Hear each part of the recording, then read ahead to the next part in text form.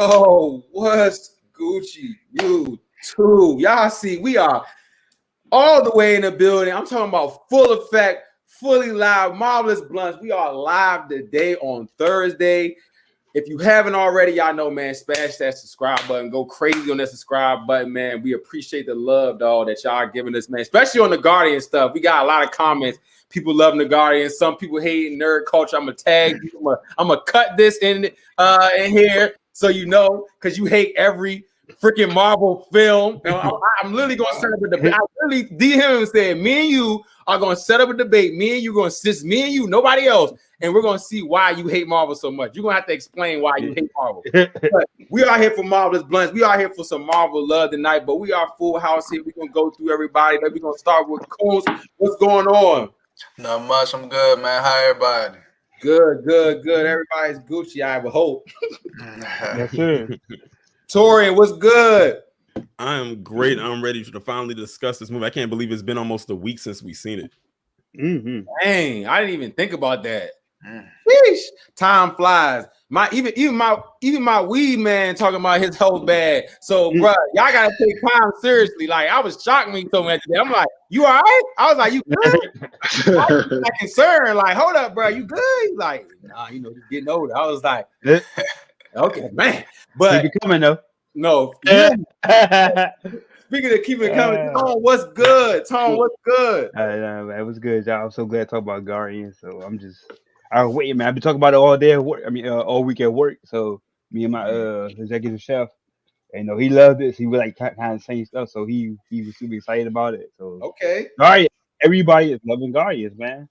It's the movie. Like, it's literally the movie right now. Yeah. Hey, shout out to your guys. And Alf, last but not least, what's good? This Darth Alf. What's happening, fellas? What's up with y'all? I'm glad to be back again. We had a good link up, even though we were spread out apart. We was there together. You know what I'm saying? So good little mission. So no funny. Me and Torian was was there though. Like I say, Torian was sitting right on the other side. Torian be hit. We send them tickets out. We gonna at least see the park because I'm gonna be talking my shit for sure. So I never been to the theater too. Yeah. And Kills was on the same row, but he was like more to the far right of us. Like it was like a few seats in between us, but he was on the same row. And I know Tone was in the back. Alpha, was you? You was in the front? Yeah. Look, y'all, I'm old, so I need a little bit to be a little closer. Y'all was all the way back there. I said, nah, I need to be right here on the screen. You know what I mean? No, I could definitely dig that, man. But y'all know, man, we are here, man. We literally here to talk about Guardians, man. Y'all may have saw it. If you haven't already, you may have saw our minute review. I gave my spoiler review, but I've been waiting all week to talk about this movie. I mean, we had a lot to say in the theater, probably way more to say, but you know, we kind of just chatted up. But we just gonna go through everybody and just give you a little brief what you thought about the movie. You know what I'm saying, after it's being a weekend, things like that. So I'm just gonna go random. And we're going to let's see, not me, not yet. We definitely going to get. No, we're gonna get Senior Star-Lord himself right in the building. Yes, sir. Let's get in your bag, man. All right, let me go and crack my knuckles right quick. Let me just say this: Guardians is like the best film Marvel has put out in some recent times, at least for me. And bearing that this is like the last of like the OGs, I guess, after Fury, you know, well, basically this is like the last team-up movie that we're gonna see for a while, I think. And I just overall Guardians met my expectations. I actually exceeded my expectations. I'm so glad Star-Lord didn't die because the trailers definitely hinted at him dying. So I'm glad that didn't happen. The scenes, like I was saying earlier. My chef, he saw it in 3D. I think he saw it in 4D. I think, and he said it was beautiful. So I kind of want to see it in 4D now. I think if I was to go back a second time, I would go see it like in a more premium format. But overall, I thought the pre-take was great. The music wasn't as popping as like the first one. Yeah, the first one had that spark to it. Yeah, the second one had a spark to it too. More orchestra stuff. Now, not the actual, but the actual. Music of the movie, like the actual music, not the soundtrack, but the actual, like the music that's in the movie, the soundtrack was good too. But the actual music from the actual artist, I thought it was kind of like maybe the weakest of the three because I usually get the Guardians music playlist. So I like the music. I like Rocket. I didn't like my only thing with Guardians. Okay, my only thing with Guardians, I did not like that Rocket was out for 2/3 of the movie. And that hit me out. That hit me Monday. I was like, as I was talking and going over it with some people, they was like, "Yeah, man, Rocket was out 2.5, almost had the movie." I'm like, you know what? It is right, but we've seen him through flashbacks and stuff. But I feel like the flashbacks make this your go. I'm no. It's your go. It's your go. All right, I'm about to finish up though real fast. I think that the Rocket, not the Rocket, but the High Evolutionary. I thought he could have had more scenes to showcase, a little bit more of his background. Of course, you can't show, but I think that we saw enough of the Guardians that he could have had a little bit more time on screen to flesh out his story, even just a little bit, to see how he did, get those powers of what he went through the train, because he was very strong in that jump. Like he was like OC Stride. Like I never seen him like portrayed in I guess in like media on TV or whatever that often. So I read in the comics he's very powerful. Yeah, like psionic powerful. I did like his hint when another thing I love about Guardians, that nowhere, like I was telling us in the minute review, nowhere felt like an actual place. You know what I'm saying? Like I love how nowhere feels like actual home. And I like that dig that the High Evolutionary gave where you said get that old dig up. So he acknowledged that nowhere was a god at one point. I did like that little dig, you know what I'm saying? Because that was cool. It was like they literally bought a whole battleship to fight this dude. They bought a whole planet from another part of the galaxy to come, help them out. That's kind of crazy if you think about it. Like they literally teleported a fucking celestial head across the galaxy to come help them take on this dude. So that was pretty cool. But overall, Guardians, man, it was lit, man. The Gamora stuff, not really mad about. They get back together. All right, I'm kind of over that because the movie, that time in between Infinity War and this movie, like the little relationship and stuff. It didn't really hit like it. I think it would have. Yeah, man, just overall, Guardian was a good time. James Gunn did a great job. Everybody did a great job because this is clearly the last hurrah for the team itself. Last thing, Warlock presentation, I liked it, but he was used for mostly comedic relief. But he is super powerful. But they explained in the movie because I guess they kind of knew that people were gonna be talking about Warlock a lot. They explained in the movie that he woke him up early. He's not even at his maximum. They woke him up early.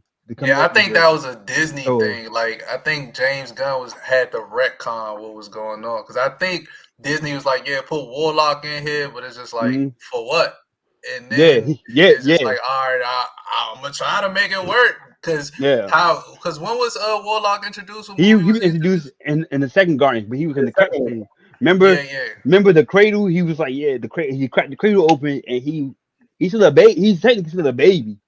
Like Warlock is still a baby right now. So I don't like the new iteration of the Guardians. I don't really care too much about that.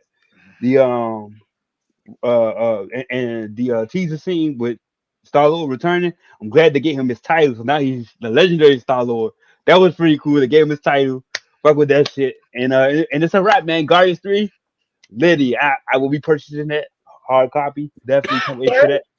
So I definitely they went out swinging. And shout out Pratt, shout out the whole Guardians crew, man, because that series in itself, inside the series like Ant-Man and the trilogies or whatever, it's right up there, man. They literally took D heroes and elevated them to A status.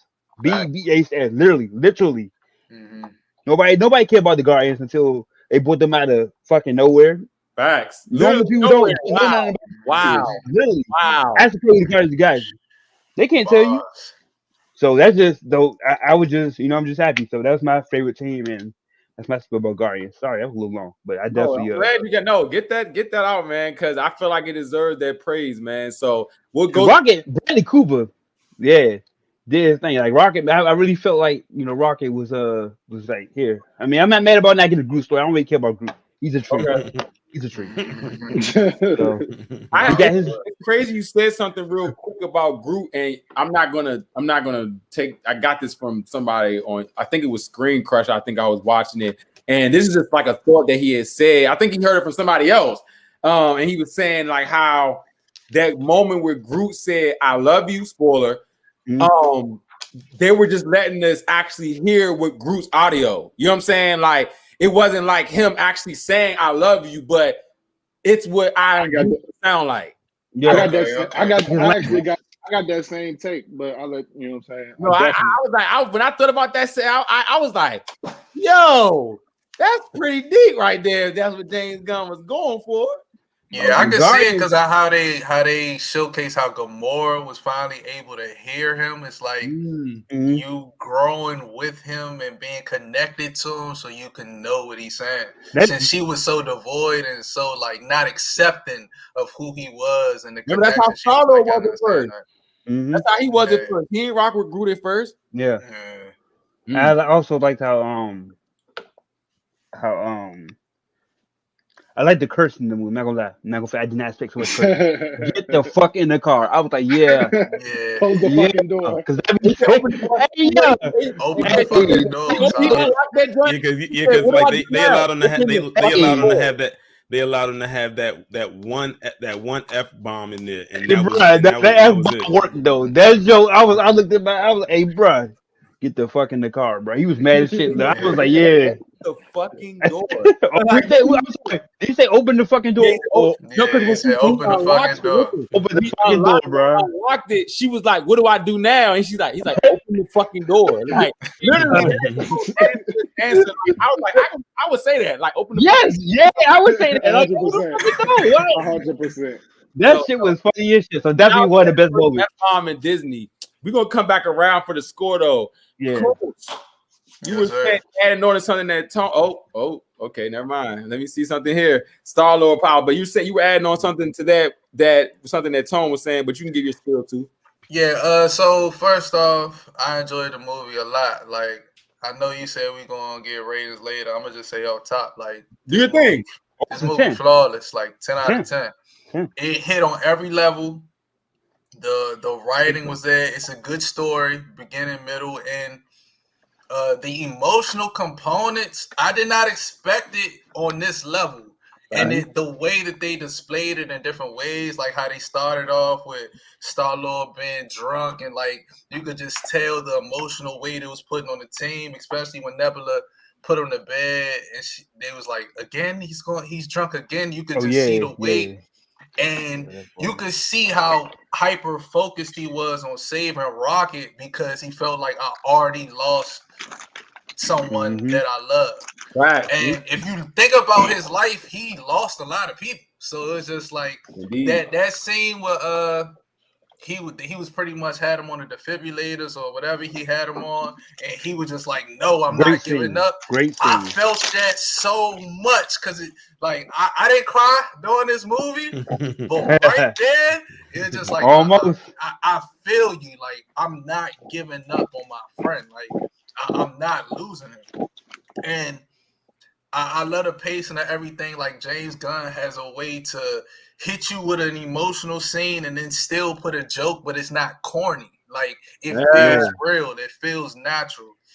So I really like the movie. And when it comes to Rocket, I do feel like, he wasn't himself in the movie, like as far as what we know him as, but seeing his backstory, it was a heavy emotional component because when they first introduced them and like when you first heard them talk and the baby and when the child voice is like, damn, that shit cute. Like it's like it hurts. Like I mean, he didn't even know he was a raccoon. Like the whole realization of like, damn, I'm a raccoon. Like that was powerful in its own. It's just like, bro, like I didn't think I could care about a raccoon, eh?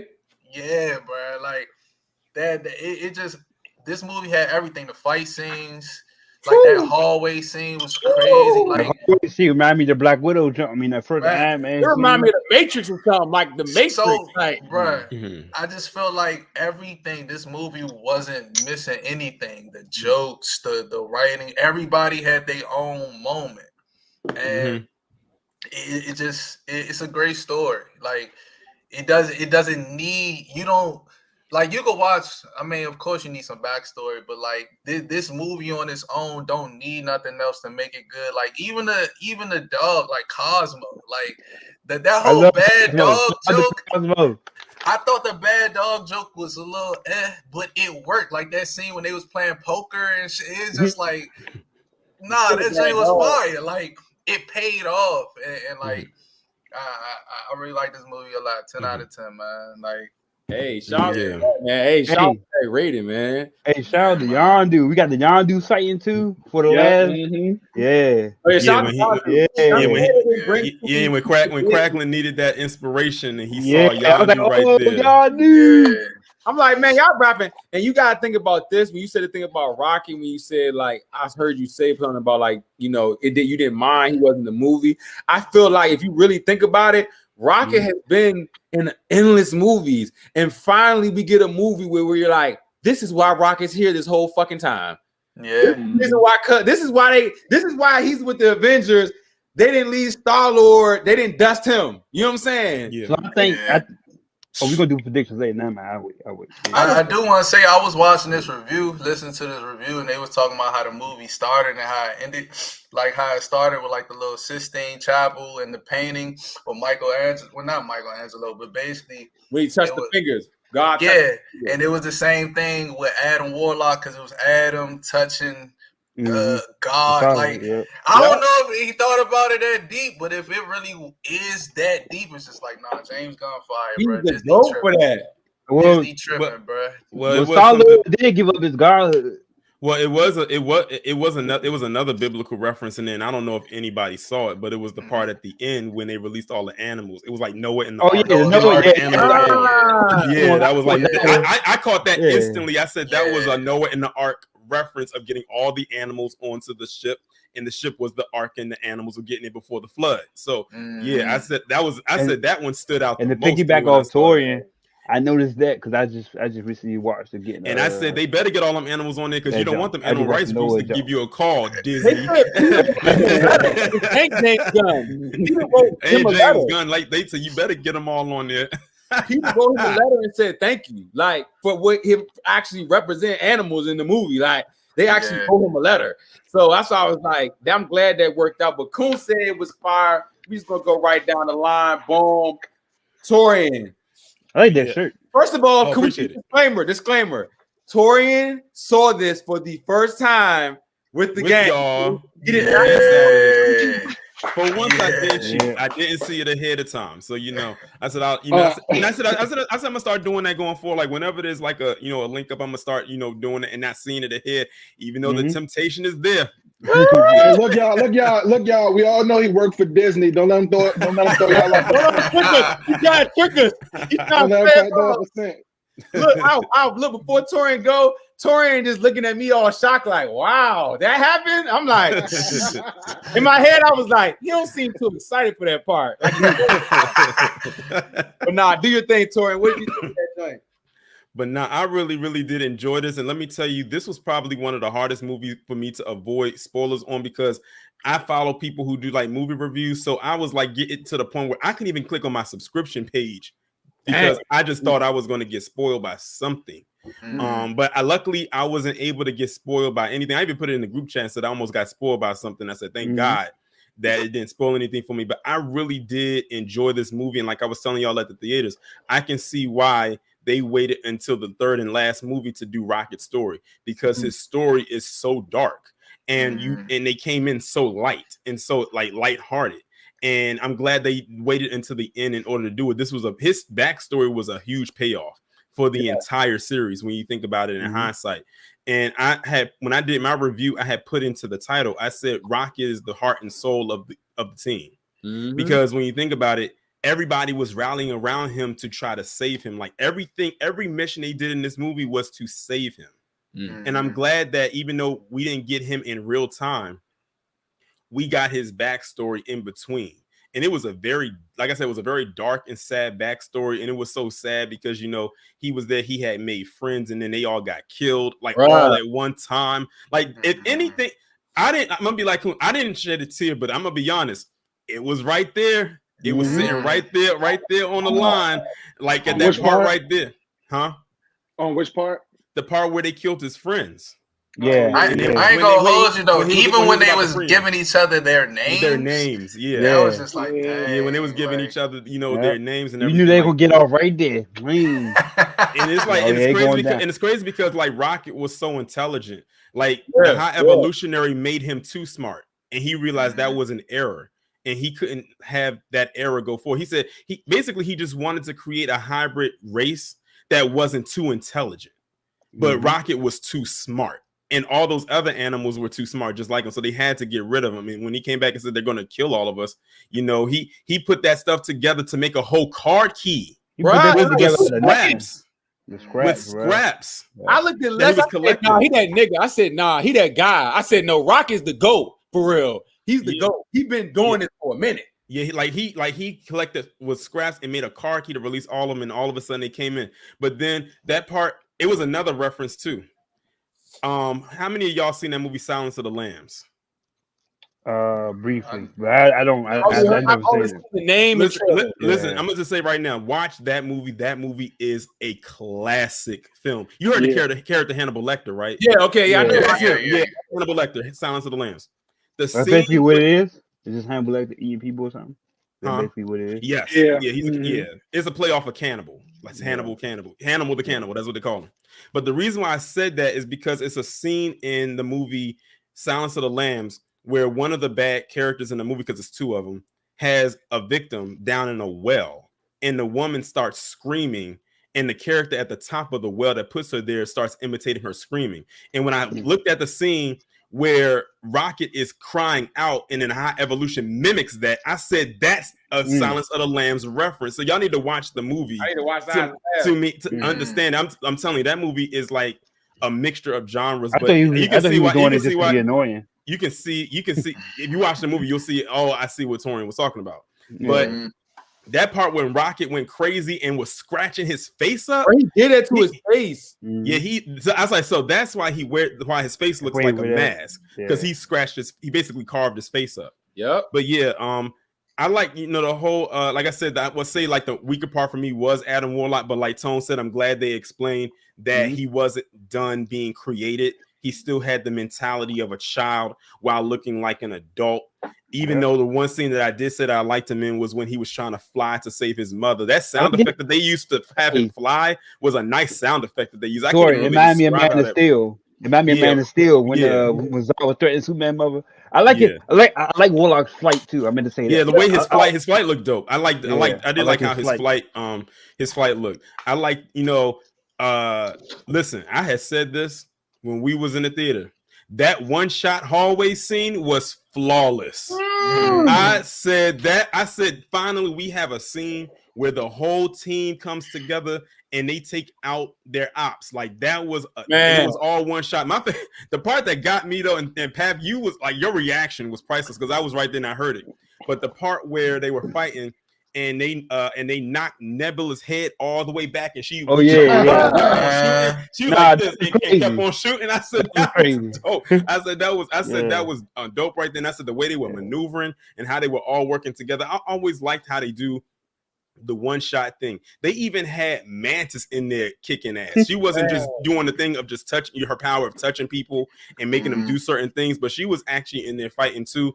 I like the scene where they was inside of that factory. I don't know if there was a factory where they was where they was trying to get that information, and finally the eye, like the thing that the living organism. Yeah, it's a living planet. Yeah, I like that they had Gamora actually be Gamora in this, because I feel like in the first couple of films, in the first couple of films they kind of toned her down a little bit, but in this one, this version of her was a savage. Like she wasn't holding no punch. She's like, "Look, we taking too long." I'm like, "Look, we got to get this. We got to get this. I'm gonna blow your head off," and she would have did it too.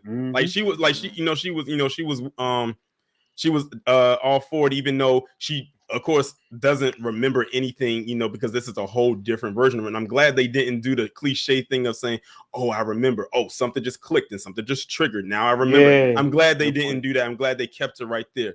And finally, after all of that happened, at the end with Rocket, after all these films of him being called all these different names and him, reacting in a certain way, he finally came to embrace his identity. When he was talking to the High Evolutionary, he says, "I'm Rocket the Raccoon, and I'm a guardian of the galaxy." That moment right there was fire. That one line right there was fire for me. And that was right before Gamora had killed the High Evolutionary. They pulled his mask off. That was brutal. Like, he looked like Harvey Two-Face in the Dark Knight. Like, I was actually amazed they actually showed that, because I thought they were just going to I thought they pull away from the screen. I thought they was going to pull away from it. I was like, are they going to show it? And they sure they showed him talking and all that. It looked like he was still talking, like half dead. Like, that was hard to watch a little bit, for sure. Yeah, so you can tell that like they really went all out. And also, I said in this movie, everybody had an MVP moment. And like I said, Kraglin had his when he saw Yondu, and he finally got the whistle right to take out all those things with the arrow. And even Cosmo had the MVP moment of using her telekinesis to hold the ships together. And that had to be hard, because we know that Cosmo has telekinetic powers, but they only briefly show it. But this one, they had to use all their power to hold those two heavy ships together, to get all those kids off, and then get all those animals off. And then it was 2 moments we thought we lost Rocket, because he flatlined. I was like, wow, they actually did it. I was like, they actually killed him off. And then they were saying, no, your work here is not done yet, so we're gonna send you back, because you still got some work that has to be done. It's almost like he was in the upper room. Yeah, he went to the upper room. Yes, he went to the upper room with all the little animals in the sky. And then when we thought we were gonna lose Star-Lord, when his tether didn't make it all the way back, and we thought he was gonna get frozen in space. And then when I saw the hand, I would say that was the one redeemable quality that Adam Warlock had. They had to give him something, because they pretty much kind of wasted his character up until that point. So to have him go out there and save Star-Lord and bring him back was good. And I like how they all had that little like when they brought him back and the whole team kind of gathered around him to hug him. Adam Warlock kind of like looking around, and it's like, okay, let me come on in, and just like kind of come on in. they kind of close it in. And I like that. And I like that they also didn't have Gamora join in, because she's still it's kind of like standoffish. Even though you could tell she wanted to, but I'm glad they didn't have her do it. So, but yeah, all in all, I really did enjoy this movie, and shout out to Rocket now being the new team leader. I mean, who else are you going to like? Who else would you get? So I think that's dope. But all in all, I really did enjoy this movie. This is like a film that a lot of people was not expecting to be this good, considering the type of movie I didn't expect the whole series to be good. Like this is like like I said, it's the type of movie that you don't expect. You kind of know what you're gonna get. Not with this one. They said, we're gonna get you with this one, and they definitely did. But I really enjoyed it, and this is the last one. This is a good way to end off their story. They're going their own separate ways, and I'm sure they're definitely going to show up again, most likely in maybe Secret Wars or something like that. So this is not going to be the end of seeing them, but it's going to be like the end of this run. Oh yeah, most definitely, man. Hey, shout out to Tori, man. Hey, we got some good things kind of saying about Guardians now, and we gonna go ahead. My guy Alf, what it do? Alf was in the front. He definitely saw everything. He saw everything. He saw every pixel. I ain't missed nothing, y'all. Nah, I ain't gonna lie. Leaving the theater, whenever we was all talking, like I had to even really sit there for a minute, because it was really honestly the first MCU movie that I had to really process shit. You know what I'm saying? Just listening to y'all explaining, like everybody picking up different parts of stuff that stuck out to them, and I thought that was really dope. First of all, I want to shout out James Gunn, because just like we talked before, just the consistency through all three movies at a high level. And being consistent, it was crazy, and to end it like this was wild. So my little synopsis is kind of loaded, but I'm gonna kind of go in order.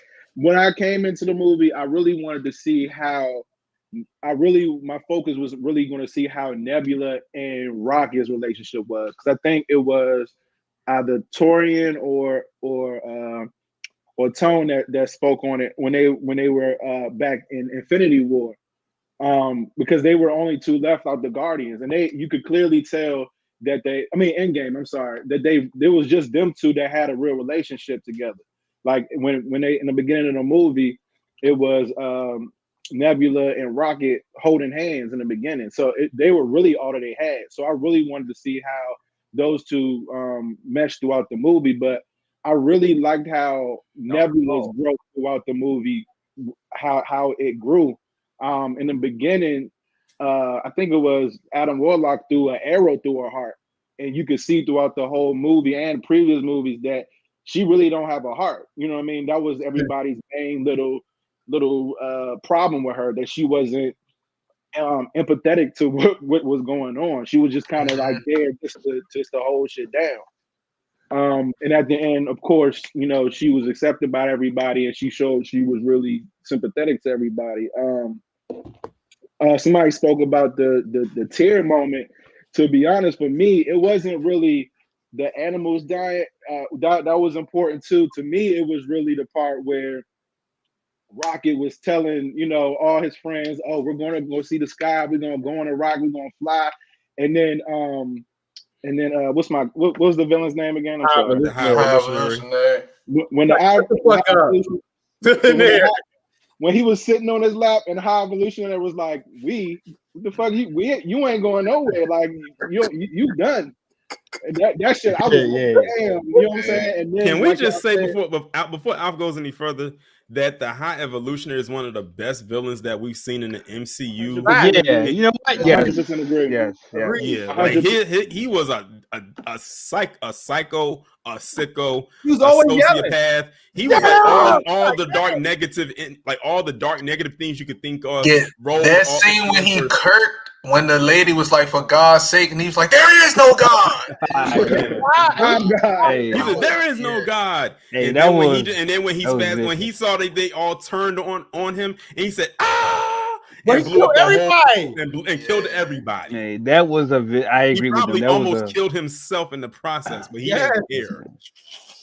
Vicious scene. I completely agree. I like when my villains have consistency. You know what I'm saying? Like, he was consistent throughout the whole movie, like, you know what I mean? And he was on a mission. Actually, Guardians as a whole, their villains were very good. As a whole, they did. Yeah, definitely. Ronan too. I fuck with Ronan. Yeah. And that fight scene, perfect. I think one of my favorite fight scenes in all MCU got to be the Daredevil hallway scene. And that's right up there with it. This is 1A, 1B. Yes, 1A, 1B. It even, I'm gonna even say the Loki scene when they were running through, you know what I mean, that planet that was exploding. That was right. It's hard as shit to do in that one take. And then just to piggyback off of Torian, that I remember Thanos was talking about Gamora when he said that she was the most dangerous woman on the planet. And in this movie, she definitely showed that shit, especially in that hallway scene when she came through with the katana and tore his ass up. That was perfect. And this is probably one of a very high ranked MCU movie in my opinion, definitely. Oh, and I'm sorry, last thing. I love how I know everybody spoke about how everybody got at the end of the movie, everybody got a purpose. Drax got his ability to be a father again after losing his daughter and his wife. Star-Lord, to be honest with you, it kind of gives me like a Wizard of Oz feel. Like Star-Lord got to go back home. Nebula, she got a heart, you know what I mean? Even Mantis, she got courage. She, you know what I mean? You know how hard it is to break away from your family and find your own, you know what I mean? Who else? Shit. That's a Rocket, that's a great point. Yeah, it kind of gives you that Wizard of Oz feel. Even going back to the second one as Ego being kind of like that Oz figure, you know what I mean? So I love how everybody got a purpose at the end of that movie. It was beautiful. Hey man, my boy. I'm gonna break this. We got Now Marvel got us in this thing into the my life. I'm like, dang, it's some loose things I gotta get the team back together. I was like, this is crazy, but man, I'm y'all know I'm definitely happy to hear that. I mean, me and Kuntz briefly talked about this before everybody got on camera. We just been talking about so much bad shit with Marvel, bro. Like, it's a breath of fresh air. Like it's just been bad, man. And not saying I didn't expect the Guardians to be bad or anything, but I was just like, I'm not gonna hold my breath, bro. Like they crush Ant-Man. Who's next? Like who they lining up next? And man, I'm gonna put some respect. Let's just go ahead and say this now. I'm gonna put some respect on James Gunn's name. Real talk. They gotta put respect on his name, bro. Like 100%. He's been making movies. I don't know if y'all hip. He made like what is that joint? What is that zombie joint he made? The first time I ever saw his name. It was an old zombie movie. They were in a mall. What was this movie? It was Dawn of the Dead. Yes, he did Dawn of the Dead. That was like one of the first times I ever saw James Gunn's name. And so when I saw, like, you know, he's done other shit. He did like Brightburn and stuff like that. I'm like, this dude dope or whatever. And then I saw Suicide Squad. I thought that was the worst movie he ever did. I was trash. So I was kind of like on the fence with him. But after Peacemaker and then seeing this, I'm like, nah, bro, got it. Like, he's different. You know what I'm saying?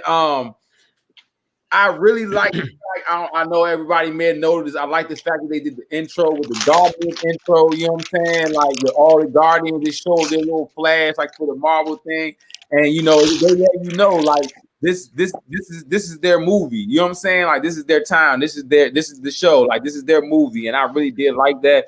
I like the big turnout in the theater. I feel like we had more people in the theater. Like the last couple times, it's been like, okay, you know what I'm saying? Like people been in there, but like people were actually in there. So that it was a lot of people in there. Like, it was been almost sold out. Like it was a lot of people there. Man, it was so dope, bro. I was like, okay, cool. I rock with that. And just realizing like how the Guardians are really so like the big piece to the MCU for real. You know what I'm saying? Like they brought so much to the MCU if you really think about it. Like all that Infinity Stone stuff was like in their movie. And when I remember I didn't see the first one first, I saw the second one first. So I was like telling Les, man, the second one, watching the first one, I'm just shit talking because I didn't even see it. You know what I'm saying? And she was like, no, let's watch it. And I watched that jump. I'm like, oh, so the Infinity and connect boo bop. I'm like, so when you realize the importance, they actually brought Marvel into the cosmic realm for real. You know what I'm saying? Like, and James Gunn just took that and ran with it. And I feel like Quantum Mania, all the little space stuff they tried to copy what the Guardians did, and they can't do it right because James Gunn got the sauce. So the Guardians to the MCU, because like even Nebula, when you were talking about how they were all like, man, this is my friend. She like, hold up. Gamora was going on Rocket. She was like, chill out. This rodent made my arm. You know what I'm saying? Like, that cannon, she was that. I'm like, are they still in Stark Tech? Who's controlling Stark Tech now? Hey, no bullshit. I was like, damn, he got nanotech. Pepper. He got nanotech, but Pepper Potts is in charge. Now glasses, he probably giving out that too. I forgot about the glasses. So when I seen her step up for him, that like y'all said, they really love Rockin'. As much as he give everybody a hard time, he really means good because he been through some shit. So he like, I've got the brains of millions of people. I'm smart, y'all. You know what I'm saying? I know what I'm doing, and I'm trying to help y'all because look, when everybody got snapped, you know who when on Endgame, who was Black Widow talking to on the thing? Rocket, yeah. He was in the even Thor said it. He said this rabbit is clearly the leader. But when Thor was popping up, when he was supposed to go get the thing, he had to smack Thor. He was like, "What are you doing?" Smack Thor and get it together. So this thing, like I say, how Rocket, how he really ties everybody together for real, and so smart. You dig what I'm saying? He's so smart. He tore the high evolutionary face. They basically put a black man's his face skin on the Iron Man mask. He's like literally that shit look like RoboCop, bro. I was like, nah, for real. It was excellent, dog. So shout out to, like y'all said, all the Guardians. Everybody got their just due, but I'm gonna just give Mantis and Drax a lot of credit, man. They were really good with the comedic part. It wasn't corny. I'm talking about, I actually was laughing at Drax and Mantis, like laughing. Like, I'm like, oh, they funny. Like, they funny together. And I'm glad they did that. I'm glad that we got the holiday special, because they kind of like when they had them together to go looking for Kevin Bacon. That would have been funny if they had Kevin Bacon in here. But I'm glad, that's because having them together in that holiday special lets you, like, it's set up for their chemistry for this movie. Otherwise, people would have been like, how did they get so close like that? So it came basically off of that. No, I green is blue, green is blue, blue is green, red is red. Even like when you see in the holiday special, you're not even thinking, oh, this is why they're gonna really be pushing the story with their and stuff like that. Because basically everybody else was going through stuff. So, but Star-Lord, the GOAT, you know what I'm saying? I'm glad he went back to his grandfather. I'm glad he went back to his life, you know what I'm saying? Because that's some real stuff. Like, he had family, and his family lost him too. You feel me? So for him to go back, that makes him legendary. You feel what I'm saying? Gamora, I agree with Tone. He said that, he didn't like how they separate him like that. He didn't like, excuse me, I'm lit. He did like they kind of separated. I like that Gamora went her separate way. You feel me? Like they gave him like, hey, that showed you life goes on. If anything, y'all don't realize that's a real message. Life will go on. 100%. 100%. For you, but you got to keep going, bro, because he really wanted to be with her bad, and she just like, nah, like I'm not feeling you. You know what I'm saying? And they and he respected that. He let her go. She really had a family with the Ravagers. You feel what I'm saying? She felt Thanos. She had felt like she was adopted her whole life, and now she finally had her closure. You feel what I'm saying? So I respected that. I'm just going through the characters real quick. Nebula, like I said, GOAT. She actually turned into Gamora. You know what I'm saying? Now the one that went off the cliff. You feel what I'm saying? So that was dope to see that twist. And also James Gunn, I got to give him credit for him not wanting. He didn't have nothing to do with Gamora dying in Infinity War. I hope everybody knows that. They just did that off the strength. You feel me? So for him to wrap her story up after they just kill off his character without really like getting his permission, big salute to him. You can tell they all really just fuck with this story, man. You can tell the actors mess with this story outside of the movie. You feel me? Because they acted their ass off. Like I'm talking about, and this James Gunn, I saw a lot of people saying James Gunn has to stop putting his people in his movies. Man, I'm putting my cousin in the movies. I'm putting everybody in the movies. You think I put my girl in the movie? And then that's how they, because they really like, dang, James Gunn really do what he want. Real man shit. You feel me? I'm gonna put who I want. 100%. I don't care who like it. And I'm gonna go take a bag from the ops, and I'm gonna run the ops. Now I'm your op. So who won't come with you feel me? James Gunn is diabolical. He's not dumb. You know what I'm saying? He's like, okay, I'm gonna do that. Ain't Kraglin his brother? Yeah. Brother, Sean.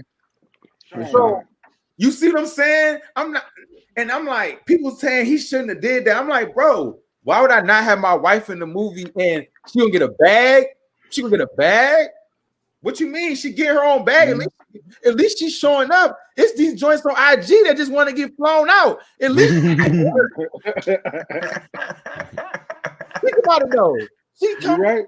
She has to work. She's not a bad actor. She didn't have a corny scene. Like she actually had a cool little scene. Split her all to the cut. So shout out to James Gunn, the area. They just touched all the corners, man. Like I said, I love the send-offs, but the only thing that's killing me with this is, like I said to Coons at the beginning, with the fact that what does Marvel have left in their hand? I see, like, we know they're poker face. They've been exposed, and I know this is how they stand over here with their car. They're like, should we put out the Marvels? They're like, King, if I was them, I drop Loki season 2 like now. Fuck it. Drop it. I agree. Drop it. Just drop it. Forget it. I mean, like at this point, get out the way. Just get out the way, because whatever gonna happen. It's coming after Secret Invasion. Secret Invasion is coming in June, and then I think they said Loki season 2 is dropping in October. And I know why they did that, because they want Loki season 2 to end right as soon as the Marvels gets ready to come out, because Marvels comes like right after that. And we know the Marvels and Secret Invasions connect because Nick Fury is in the Marvels, and of course Nick Fury is in Secret Invasion. If that is that Nick Fury, because it could be a scroll, but I don't know. We're gonna have to see what they're gonna do with Secret Invasion. I heard I know I have a leak, but I'm not gonna say it. Who is a scroll? But if it does end up happening, it is gonna be dope as a mug. No lie. I can't lie. Shout out to Reddit.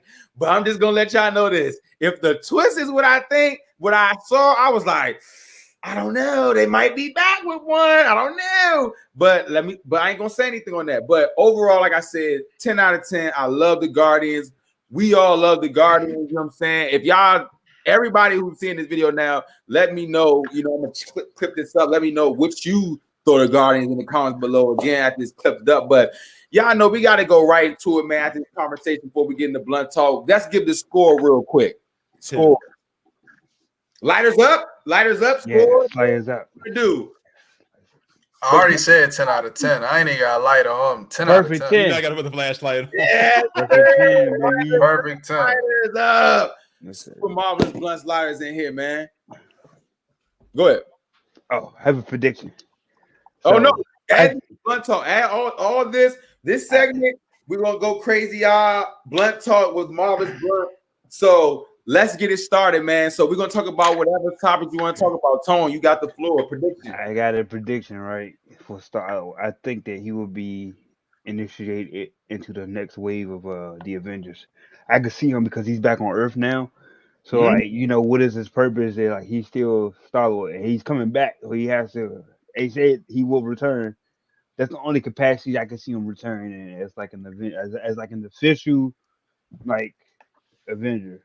And so that would be pretty cool. That would. Yeah, I mean, I don't know what other Guardians they could do. Go ahead. And speaking of like the post-credit scene, like with them showing that, did you notice that it's something that they did differently with his post-credit scene that I've never seen them do with anybody else when it comes to that? You know, after they show the scene, they'll show that so-and-so is going to return. Mm-hmm. And it's usually on a black screen. His was on a bright white screen. Nice. Like they never put anyone's "I will return" or "they will return" on a white screen before, but they did it for him. So that stuck out to me as significant. So that must be pretty major of what they're going to come back with. But we don't know what. The only people that know are the people over there and Chris Pratt. Shoot, Chris Pratt may not even know because it might be a little bit further into the future in something that they don't have anything yet. It might be in development. But they'll be like, "Hey, Chris, remember that when we said you will be returning? Yes, for this."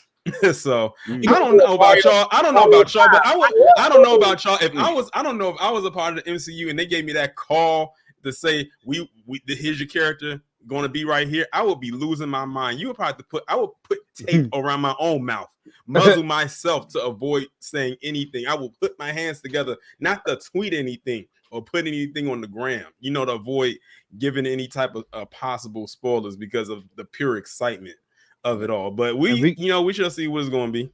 And we could also deem Star-Lord, Chris Pratt Star-Lord, a OG legendary character. In Marvel, he is synonymous with Star-Lord now, and absolutely it's like the Joker. It's like Iron Man. It's like he's just like the big three. It's like he has Superman. He has solidified himself. So, and I like that he made fun of himself. Thank you for the Guardians. I enjoyed that ride overall, the whole series, man. I like that he made fun of himself for that error that he made in Infinity War. I didn't pick up on that. He had made fun of because we as the audience, globally, was very pissed about that situation. And I remember when he came back through the portal, he was like, write a character. Like I wanted to be him in real life, like real talk. I can only imagine he probably had to shut his DMs off because it was probably he probably got so many threats behind that. They were like, we could have beat Thanos right here, but you want to get all emotional and hit him over the head with your gun. I killed her. I said, bro. Iron Man was like, chill, bro. And then they almost had the gauntlet off of his hand. And then he had to hit him over the head and knock Mantis's thing off whack, and he came back into reality. Yeah, one Thanos said, dink. He said, dink. This is so random, but that's like that scene about the Avengers, right? That's like two of my 3 favorite characters, and they fucked up. What was like with the with the shit, the other one fucked up. You know what I'm saying? One was trying to be a hero, one was clearly a villain and shit at that time. Mm-hmm. And yeah, that's kind of crazy having to be Iron Man and Star-Lord. No, bro. He said, bro, chill. He said, Quill. I'm to get this thing off. Quill, hold on, buddy. Even Peter was like, hey, we almost got it, Slim. Hold on. Yeah. Bro, he said repeat. So no, he definitely said that. But my question to y'all is now we talked about them earlier about Loki and Secret Invasions and Marvel. We'll start with the shows just real quick first. The shows. How do y'all think the show's going to be? How do y'all think Secret Invasion will be? We're going to do our reviews for the show here, but I want to know what y'all early predictions are for Secret Invasion. I'm looking forward to Secret Invasion. The trailers, both trailers actually like pulled me in. And I'm glad that all 6 of them are going to be hour-long episodes. And I think it's going to be like a different take with their shows as far as the shows that we have. I mean, they can't get any worse than She-Hulk. Let's just be real with ourselves. Let's just be completely honest. We was laughing so hard. Yeah, like that's all we did. We was clowning that show. I was in tears. That's all we did was we clowned that entire show, except for the Daredevil episode. That was the only episode that we liked, like that we was able to get a discussion in. Like I said last year when we did the end of the year show last year, I said one of my favorite moments last year was when we was roasting She-Hulk, especially that first episode. Like that's the one of the reasons we can't. Well, it got to the point when y'all was saying, okay, let's see what this show is like on episode 2. And episode 2 came around, it was worse than episode 1. It was like, okay, this is not going to be a show we're going to come back for every week. We're going to do this every other week. Y'all started disappearing. Everybody started disappearing like shit. That was a long ass season, y'all. I ain't even watch it. I ain't gonna lie to you. Don't watch it. You ain't missing nothing. Trust me. You ain't missing nothing. Don't watch it. That shit dragged the fuck. I just realized that Marvel, they've been using Daredevil as like this guested appearance and a lot of shit because they did it in Spider-Man.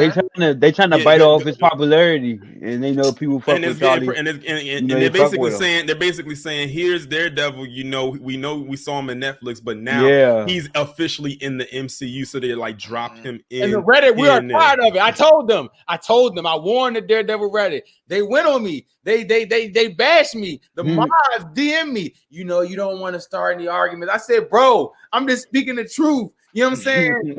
It's going to be trash if they bring him into the MCU. No, he's not going to lose it.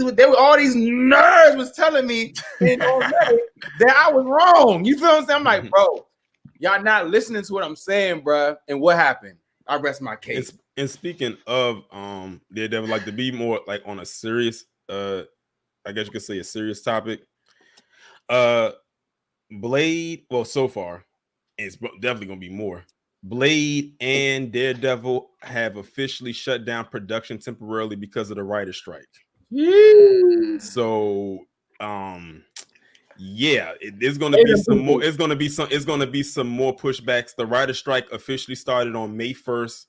Is literally going almost into 2 weeks. It'll be 2 weeks this upcoming Monday. And the last writer strike ran from 07 to 08. It lasted 100 days. The longest writer strike was back in 88. It lasted 152 days, I believe. And if you want to know why we have an influx of reality shows, that's because of that 100-day writer strike back in 07 and 08. So when you think of all these, when you think of like Love and Hip Hop, so when you Love and Hip Hop, Real Housewives of wherever, all of that came from that because they needed shows to fill in those gaps. So you know they could only do reruns, but so long. Writers, so writers out here, I can help y'all. I'll just do a payment plan. Whatever y'all need, I would do a payment plan for my own money so y'all can start writing these shows again. I don't think you can afford it. I'm gonna write a letter because you're right, because James Gunn, all these directors, Ryan Reynolds, all these people, they can't write now. Like Ryan Reynolds said that he can't, like, if it's anything like for instance the new Deadpool movie, even though he's like a writer on the movie, they said that he cannot do it because it's a contract and you cannot cross that union line. They said if you cross that union line, you can get sued. And it's a lot of money that you can lose. So a lot of money that you don't want to pay. I think I got a hot take, man. I think I got a hot take. Okay. I think Marvel should shut it down. I think shut what down? Everything. Because I think Endgame was their height, and I don't ever think they're gonna get back to that. Like ever. And that's gonna always be the apex, but they won't. And since then, just the world, not even because of them per se, it's just things have been happening in the world where it's just like that momentum is gone. COVID hurt it. Right now, like Tori is saying, the writer's strike is affecting a lot. Chadwick died. Jonathan Majors. It's just like so much is going on. It's just like, bro, just shut it down, bro. Thanos snap this shit, bro. Let it go. Let it go. For real. They not about to let that go because they said now that DC got James Gunn. Oh no, we got to stay in the game. They said, now that we might have some competition. Now that we might have some competition, we staying in. We may be ahead, but you know the story of the tortoise and the hare. MCU is the hare, and DC could be the tortoise, and we know the story how it is. The no. Do not do that to DC. Nah, we won't do that. Don't. Hey, if you would have said the Flash, if you would have said the animated movie, I'm like, it was excellent. If you would have said the animated universe, then you could clear that easily. Hold on, the universe is good. It's really good. I know how you feel about Ezra Miller. Is anybody seeing the Flash opening weekend? I'm gonna see it though because I feel like it's gonna be, I don't know when it comes out. I thought it comes out in November. Don't it come out in November? 16th. I know in June. June? Okay. Yeah. Damn. You definitely seeing it. I don't know if I'm gonna see it opening weekend. Bruh. I might bootleg it. I ain't gonna lie. Hold up, bruh. If I do watch it, I'll just wait for 45 days for it to come on Max. I can't call it HBO Max anymore. What'd you just say, wait for it to come on Max. I said, why you go bootleg? You about to wait? Yeah, do what Tori said. Wait the 45 days. Bro, what's going on with that? I think they not putting the movies on there too. I'm not gonna hold you low key. I think they missing some movies. Where's John Wick, bro? I feel like John DC trying Wick, to use Batman John Wick to bail out their fire. movies. One of the best movies I've seen this year.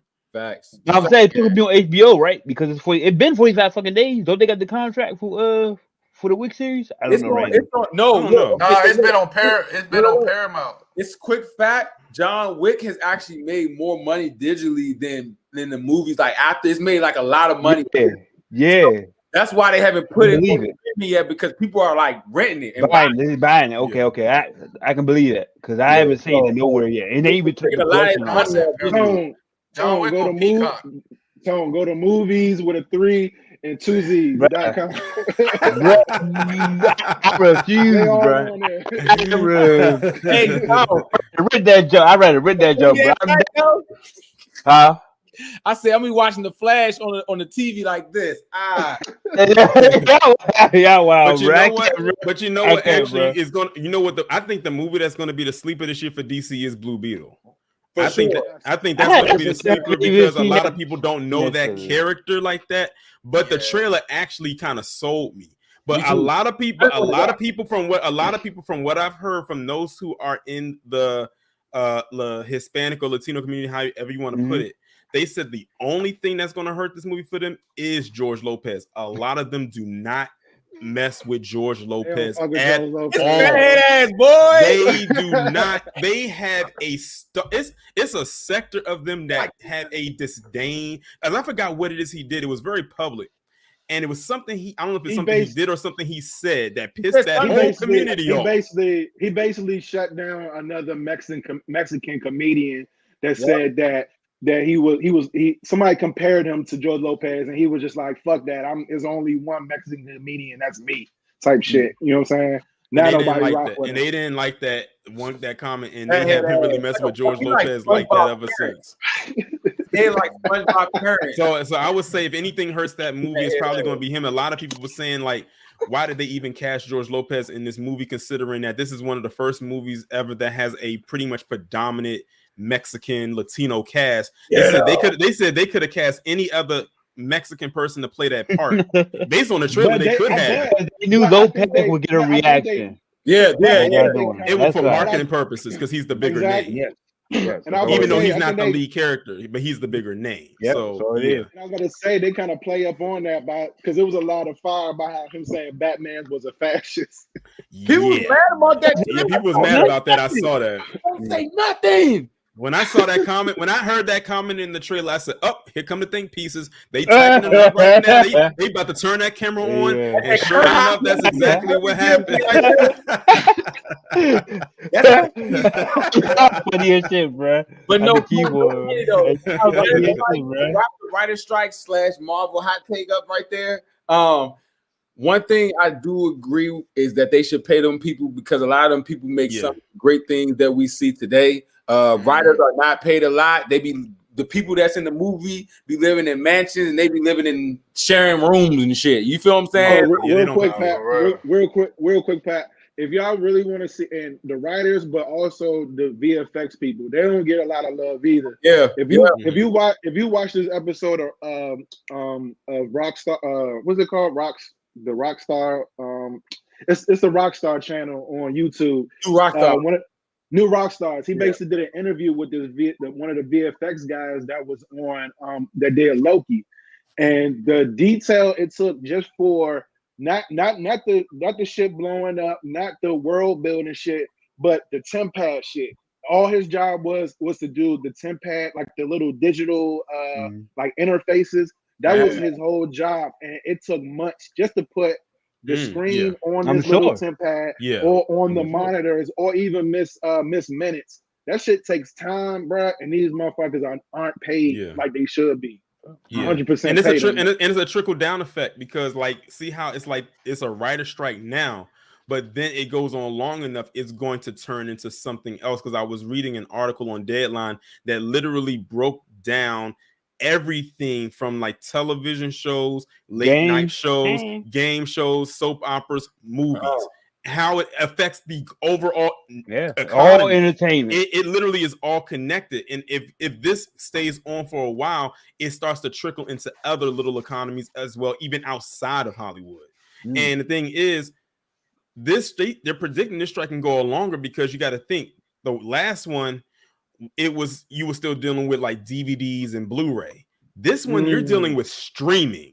Yeah, you know how many streaming platforms there are, especially when 2020 with the pandemic, there was so many streaming platforms popping up. Netflix was not the only kid on the block at that anymore. You had Disney Plus, Hulu, ESPN, BET, Paramount, Peacock, CBS. Discovery.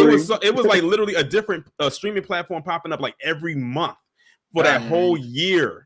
And people was and the thing is, remember the conversation was with all these streaming platforms coming up and with what HBO Max was doing when they were doing that straight to streaming thing with their movies, with the same release date, same streaming. Are people going to go back into the theaters anymore? That was another question. And then some theaters ended up shutting down. AMC almost lost their business, after being around for so many years. They was literally on ice. It was almost no more AMC. They luckily got bailed out by this big company that saw that they could survive and thrive, and luckily it paid off for them. But even then, even still 3 years later, it's still a lot of companies that are still here, who are still trying to recover from all of that. And then you got to think these writers, they live out in LA, in Hollywood. That cost of living out there is not cheap. California is one of the most expensive states to live in. And I know this because when I went out to LA for my birthday last year, that gas was $6 a gallon. Good luck finding anything that says $5.99.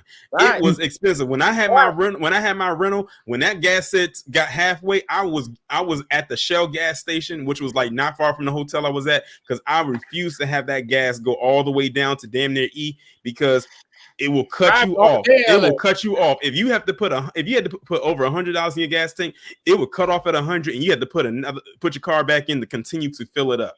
So yeah, the cost of living out there is ridiculous, and they like Al said, they don't get paid a lot.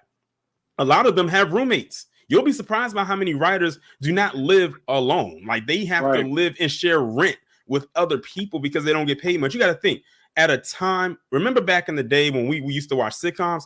You remember how long those seasons used to be? 22 episodes. You used to have 22 episode seasons back then. You would have 11 episodes, and then you have a hiatus, and then you have another 11, and it would cut off right there. They would go in hiatus and start the season back up again in September. That's how it used to be. Now the seasons are shorter, and they pop up sporadically. You might have seasons that start in the winter. You might have one that starts in the summer, one in the spring, one in the fall, and then on top of that, they may take a year off and then come back a year later, sort of like what they did with the last season of Game of Thrones, even though that was a terrible last season. But they took like almost 2 years off just to film and produce that whole last, unfortunately, trash season that we got and put it out there. Same thing with House of the Dragon. They not coming back. Well, with this writer strike, who knows when they come back? So you know, I don't know if people watch P-Valley. They did the same thing. P-Valley. I'll do. P-Valley. Yeah. P-Valley is another show that got caught up in the writer strike too, so they can't do nothing either. Well, and I was gonna say, Last of Us. You know, they just had their season, their first season started in January. And they're on hiatus right now. They can't do nothing until this is over. So it's like a lot of stuff that's going to play into this as a trickle down effect. Man, I gotta grab the whole stuff. I'm not about to pay, man. What I gotta do, bro? That's what I'm saying. Like, it's not a joke. It's not funny. I'm trying to laugh it off from the pain, but these people need to get paid, bro, because y'all sitting on top of all this money and not try to spread that money out, man. They want to hit the Kodak with the money spread in their arm too. They write the movie. And also too, not only are they competing with streaming now, they're also competing with AI.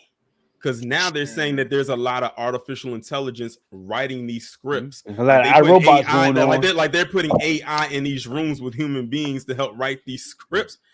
It's getting real iRobotish out here.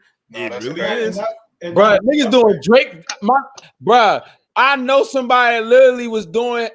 You know what's so sad? Talking about AI skirt conversation. Shout out to the writers, but we need to talk about AI real quick because it was on my subject. My man made a song with Drake and Future. I know for 1,000 fact it was him rapping, but I was like, damn, this joint would sound great with Drake going. I'm like, damn, I feel kind of bad because this sounds better than my man right now. I'm gonna say, I know this is him rapping. This is his voice, right? Like you can hear his flow. And I'm listening to the Future voice. I was like, damn. But that AI stuff. How do y'all feel about it? Do y'all like Tone said iRobot? I think Skynet automatically. So, from Terminator, definitely. Yeah, that's all I think about is Terminator. So what do y'all? I had did a video on my channel last year where in Texas they have their first fully automated McDonald's. Yeah, down there. I read about that. I seen that video. Where nobody goes inside of the McDonald's, like they just go through the drive-through, and it's literally a machine, like literally getting your order, prepping it, and the only time someone comes in there is maybe to check for something or maybe to clean it, but that's about it. Like nobody goes inside, like, and you can see inside, but you can't go in. And you just like go through the drive-through and they give you your food. Like I saw a video where it's like they actually showed it happening, and now. I always tell people I always believe in domino effects because I said I bet you it's going to be McDonald's today and there's going to be some kind of another fast food chain tomorrow. Well, according to Google, and I had to look this up just to be sure. Wendy's, it says Wendy's Google train next generation order taker. So basically, it says Wendy's tests an AI chatbot that takes your order through the drive-through. So yeah. Going to Chipotle and you walk in there and it's gonna be a Terminator talking about a Terminator. What was like today? You be like, and they still gonna short you on the chicken. Look, you can't even ask no more. You can't ask him. You can't. You gotta go back and count against yourself and shit. And then AI, Marsh, we be like, I'm like, could you put a little bit more on that? So you want double? That is another car. No, and that thing gonna come with a trigger like in iRobot. When you get that thing pissed off, the little red light gonna come on, and their voice gonna get deep. Like they said, that's it. That's it. Like, nigga, didn't I tell you? You are at work. Fire him. I'm like, fire that robot. Hey, who was going to replace the Popeye employees for whooping these niggas' ass when they stop?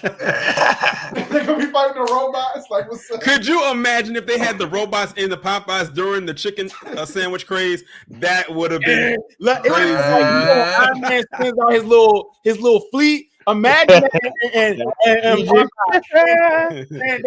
stand down. Oh, that's crazy.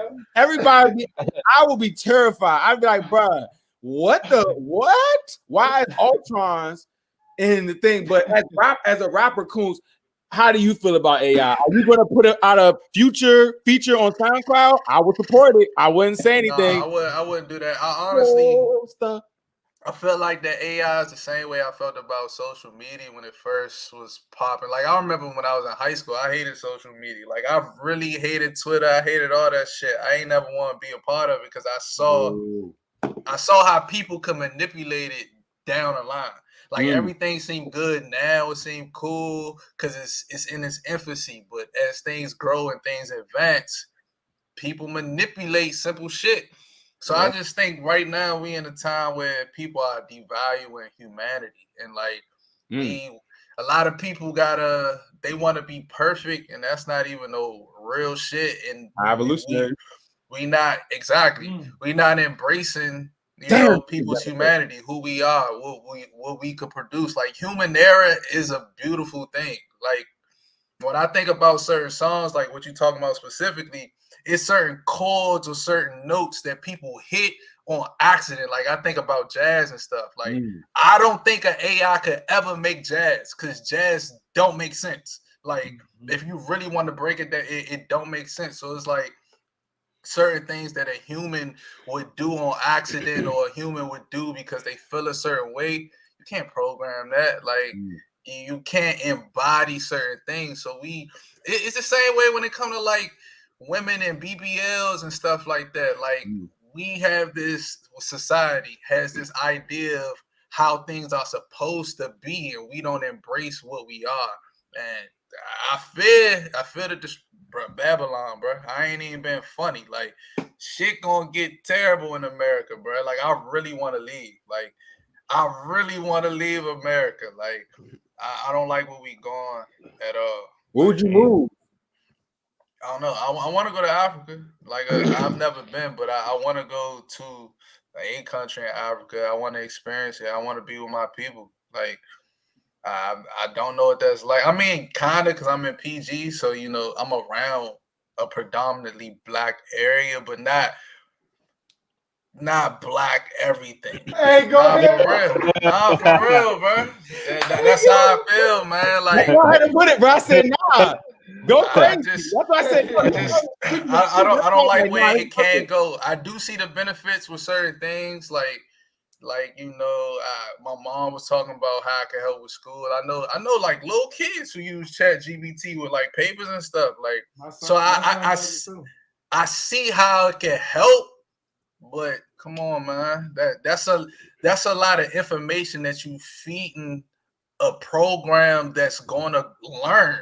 And over time, it's just like, come on, man. Like, we seen this before. We predicted this. Like, why are we doing this? Like, we predicted how if they learn, they'll see that humanity are the virus. Like, we are the problem. Like, come on, man. Literally Age of Ultron, bro. Literally Age of Ultron, bro. Yeah, Coons, I was gonna say, Coons, did you see that movie Megan? Nah, but yeah, bro. Megan was just that. Literally, this was it right here. For real, I thought Megan was like some Chucky type shit. Bro, she was like a Terminator. It was AI. It was an AI doll. It was like a modern take on Chucky. Yep, it's AI. She didn't need a whole stuff. Anyway, but no, seriously though, I'm glad we just had two great takes on AI, and I want two great takes on. Can I get one Yeah, too? get your spin because y'all two work too. Get y'all. Yeah, because I just wanted to talk about it because just like Kuhn said, like in human error, you know what I'm saying? Like as far as art, like I have a piece of art too. You know what I mean? I do videos, and when it's nothing that can replace things that's done on the fly or a spark of creativity when you out in the field. Me and Pat done shot videos before, and it was shit that we were just doing in the moment. You know what I mean? That it's nothing that can replace that shit. And for the AI, it is very scary. You know what I mean? And just I think the guy that actually had a hand in creating it, the guy that worked for Google, he actually had a step. I think he actually left Google because they wasn't listening. You know what I mean? So it's nothing, and from the research that I've read, it's nothing that they really can do to stop it, but just to stop it. You know what I mean? I think I'm pretty sure Torian knows is that they I think they kind of did this this note or this like letter just to all the people that are involved in AI that can y'all just slow this shit down for a second? You know what I'm saying? It's like everybody, you know what I mean? So it's going to be really interesting how far this shit can go. It can be used for positive things. My son uses ChatGPT when Google doesn't have the answers as far as homework and things like that. But there's always people that's going to manipulate the system. Yeah, like also too, like remember last year when they had that app that created those images, like those AI images that people was putting out there that made them look real futuristic and stuff like that, and and whatnot. And I'll admit, I for a couple of my videos, I had posted two of them on Instagram that I turned into reels, and I used an AI generator to create them into shorts. Now, mind you, one of the videos was about 20 minutes long, and they condensed down the heavy points into 1 minute. Yeah. And it's crazy. And they were able to generate a title and a synopsis of what I said. That was better than whatever description I could have given it. Like, that was kind of crazy, just based off of a minute of a 20-minute video. So it's just crazy how did they put the closed caption on it too? Yes, they put the closed caption on it too, and even highlighted the major word that was used in that time frame, and even put up little emojis when I would say certain words. So if I said the word game, it would put up a controller, even if it didn't have nothing to do with a video game, but just the fact that I said game, and they put a controller there. So it's just crazy how all of that worked. And now they got websites where you can go and actually get AI art. You can just type certain words in, and it'll create this image. Like you can, and it could be the weirdest thing. You could type in garden gnome sitting in spaghetti sauce, and it'll generate an image of garden gnomes in spaghetti sauce. It's the wildest thing. I think that's where it get dangerous too, because it's just like, why are you thinking of that, bro? You have to start. You have to start thinking like, what's real? Like, what really is reality? Like, that's why my boy Neo said it's the Matrix. Nah, for real, bro. We legit living in that shit. That's why hey man. That's why I was like, y'all out here see me right in this camera. Stay here. Don't be Umar. I'm just saying, be you. Be out here with the red eyes. You gotta be out here with the red eyes. But no, we got off this, but I want to talk about this before we go because it is Marvel, and I did write it down. So I'm going to make sure we're going to talk about it because I want to hear some predictions. So, starting with Tone, what is your prediction? I know Torian gave his. He's going to get the rest of his, like his little spill on it. What is your prediction for Secret Invasion? What do you expect from this, or if you have any expectations at all? You know what? I really don't have any expectations. I'm just going in. No, I'm excited to see, Nick Fury. Like I said, he's probably the last of the OG. He's gonna get his shine, get his little series. So I'm happy for more Samuel Jackson. You know what I'm saying, on the screen consistently every week. So that's gonna be fun. And yeah, I mean, I got faith in it because Samuel Jackson, he ain't gonna shortchange or nothing. So yeah, it's, I'm just watch that joint when it drop. No real expectations. It's not really. I'm not expecting like super high. I'm not expecting how can I say this? I'm not expecting like Hawkeye WandaVision type level stuff. I'm more expecting not She-Hulk level though. So okay. let's see. So what's the middle Nothing ground? like I said, none could be worse. Like a Moon Knight. Like a moon, you think like Moon Knight? I'm thinking like a Moon Knight type jump. You know what I'm saying? So I'm thinking I'm leaning towards that with Secret Invasion. Is Nick Fury a Skrull? You can get your prediction right now. Is he going to be a Skrull? Yes. Yeah, but that would be too obvious. Wouldn't that be too obvious? He's probably a Skrull now, like on Sword as we speak. Like he's probably up there. That's probably the Skrull him and shit. Yeah, that's two yeses to that. So we have two. This is getting cut up, so definitely is going to be timestamped there. Okay, so he said he just no expectations. What you think? How you feel about Secret Invasion? I know from what I read, it's supposed to be like a Manchurian Candidate type deal, which is like a political like thriller type thing, which I'm looking forward to. I love my down to earth stories. I hope it's on the same level as Winter Soldier. So I'm looking forward to it. Prediction wise, I mean, I don't think Fury is a Skrull, but I think Maria Hill is going to be a Skrull. It's kind of even hard to see who's going to be exposed this one, because I mean, what other the cameos have we seen besides? Is Agent 43 in that joke? Think about it. Think about this. What if somebody in this show, just think about this, all y'all, somebody we've seen in this show that's been in the mix, like we've been seeing them, like right, and like Happy Hogan. Shit, you can go even take one. You can take one up. If Bucky was a Skrull, I can see that. I can see that. I can't wait to see what they're going to do with the Super Skrull. Yeah, because the Super Skrull has to show up because he has the Fantastic Four powers. So how would they even do that? That's actually a good point, Torian. Because I don't think they'll do that for a TV show. Though. I'm not gonna hold you. I can't see them because that's like a big. When I saw him stretch out like that, when he stretched out like that, I said he reminded me of Reed Richards. You can't.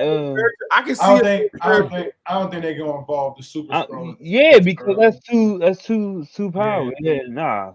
So that's mine. Gonna be a Skrull. That's that. But no, we talk about the Super dude though. The Super Skrull was. I think he'll make a cameo at the end of the series, and then that will probably lead to like some X-Men shit. Maybe that's probably. I think who cameoed in the trailer? Was it War Machine? Didn't he cameo in it, or was it Sam? Rhodey.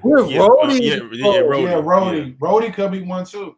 Well, because that would be crazy. That would be crazy. Because think about that. He been around Iron Man, and then how long was he a Skrull, bro? Mm-hmm. We don't really get no background on him for real. Yeah. He been in the military. We don't get what it's going to be is we're going to find out. We see Don Cheadle, and all of a sudden he's going to transform into Terrence Howard. Hey, bro. I was done, man. I missed Tony, man. He said he's gone, man. He gone, man. Iron Man. He gonna look at Sam Jackson and be like, "You in charge? Hey, you in charge?" Shout out to Flo though, but okay, man. And I mean, like I said, I'm kind of adding on to what all y'all said. Like, I'm ready to see some type of political theater, Born Identity type shit. You know what I'm saying? Born, you feel me? But Sam Jackson, old ass. But you know what I'm saying? He about to be out here. Oh, it's gonna be all walking. The Sam Jackson walk. It's gonna be him all the walk. It's gonna be in the walk. Pay attention to his walk.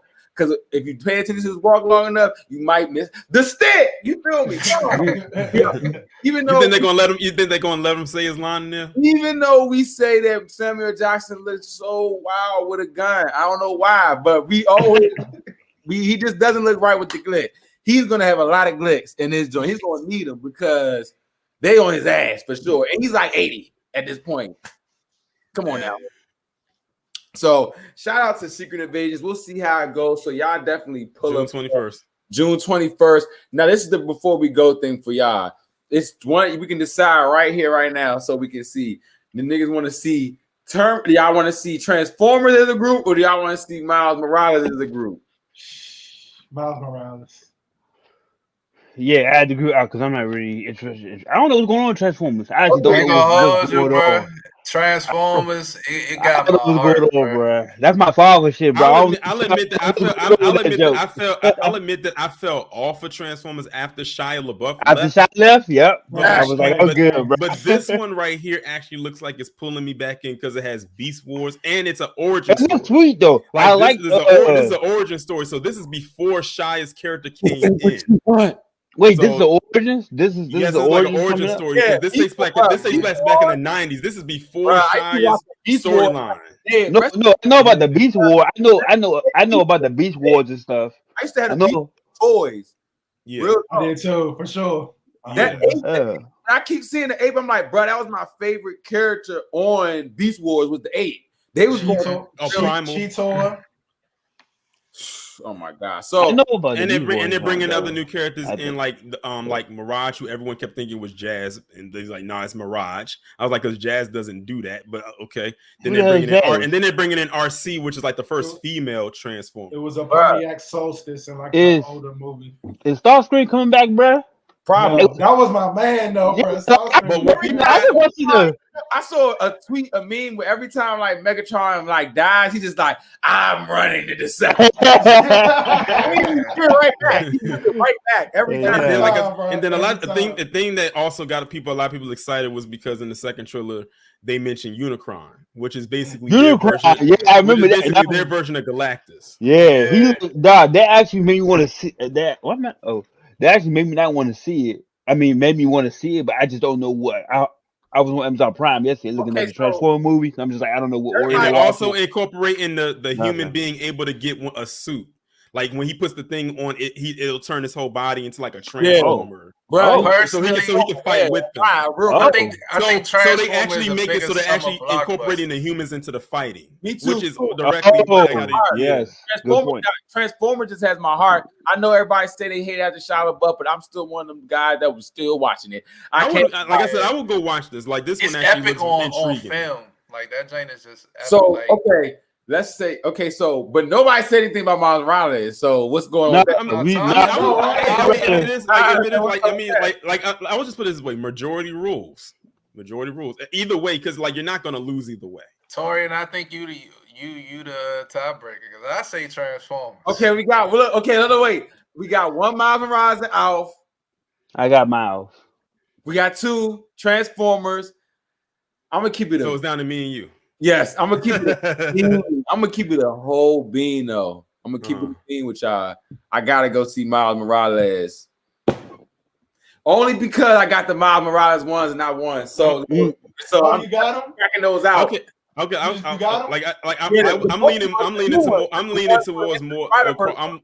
leaning more towards Across the Spider-Verse. Let's go across. Now, if I say if we go see it, I still want to see Transformers. So that's facts. I want to see that Atomic Bomb show. I ain't gonna hold y'all. That jump, the Oppenheimer. That's why I'm really looking forward to that movie. I can't lie. Y'all will have a review for. I hate Fast and Furious, but hey, on Thursday I'm in Georgetown. I'm glad that's not an option because y'all would have just seen that without me. Because I've been fell off the fast. Oh no, what's going on with that joke, bro? That shit. I'm done with it. I'm in there. But I'm only seeing this movie because I'm using shout out to AMC, the A-list stuff list. If I can go see it for free as part of my thing, I'm gonna just go see it. And I'm down there on a Thursday. So you know what I'm saying? I was like, I might as well just go see it and review it. I said that's how I saw all the past movies I've literally seen. I just realized that June has a lot of movies coming. It's a lot of movies coming out in June. June literally has a movie coming out like every week. Some got two movies coming out in the same day. It's always a good time. It's a good investment. Shout out to Torian. I'll give it to Torian. I will give it to Torian. He was telling us day one, like, nah, I got the A-list joint. We was like, and he literally told you that's a good investment for the line. Movies, and especially this summer because it's a lot of movies coming out, especially in June. For instance, for me, across the that's why I picked Spider-Verse as a group. because Across the Spider-Verse comes out the same day as another movie I wanted to go see called The Boogeyman. Which is a Stephen King movie, and it's also produced by the people who do Stranger Things. I said you can't lose with that one. So it actually looks really good, and I said I like it because it plays off of something that all of us as kids always used to hear about, the boogeyman living under the bed or living in your closet or something like that. And like it looks really good, and I'm glad that they don't reveal what the monster looks like. It kind of reminds me of how they promoted The Quiet Place. You didn't know what the monster looked like until after you saw the movie. So I'm like looking forward to it. And as a matter of fact, I don't know if y'all watched the Obi-Wan Kenobi show, but the girl who played Leia is the main character in this movie. Like she's the little girl. Yeah, she's the main character in the movie. I saw the trailer though. Yeah, that's her. The little girl, that's her. Yeah, when I saw Evil Dead, I saw the trailer. Like I said, I saw Evil Dead literally off the strength because I was like, let me go just watch this joint for the. So shout out, that was just a sponsorship. AMC, y'all need to boost up 4 movies a week. But okay, the gang decided on Spider-Verse, so we will do a review for that. So yeah, tap into that, man. Before we go, man, shout out to everybody that was viewing today. Shout out one last thing I had to say. Go ahead. Last thing I had to say about when it came to Guardians. Shout out to Star-Lord and Groot for double teaming inside of the High Evolutionary's tower and killing. Told him it was a face-off. It was a face-off. Yeah, like the face-off was tough though. Like when the part where Groot had pulled out all his arms and he had all the guns because they had all the guns locked in under his roots, and he pulled out all the guns like this, and he was looking like Shiva. Pop, pop, pop, pop, pop, pop, pop. That was dope. And I was like, wait a minute.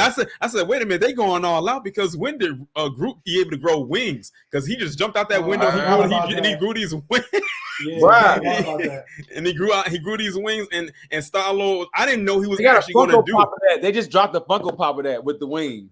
When Star-Lord jumped out of that window and Groot jumped out after him, he grew the wings, and Star-Lord had that guy like hell right there and threw and slammed him into the water and killed that guy, and then cut the chip out of his head. I said, "Oh, they went all out." I said, "That's how you know this the last one." They was like, "That's it.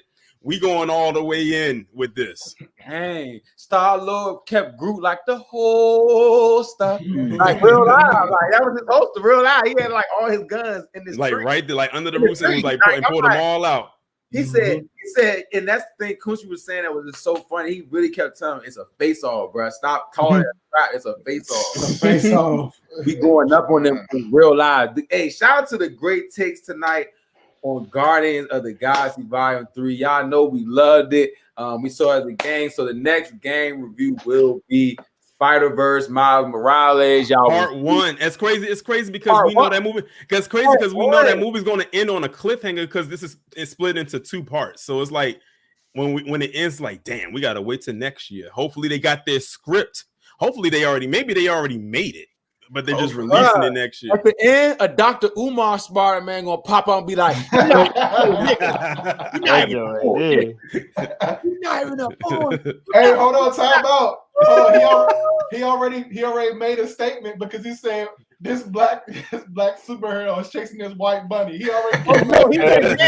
He went ham. He is heated about Miles Morales. He is heated. I'm telling you, Dr. Umar gonna go see that movie with sunshades on in the movie theater. Like, I realized.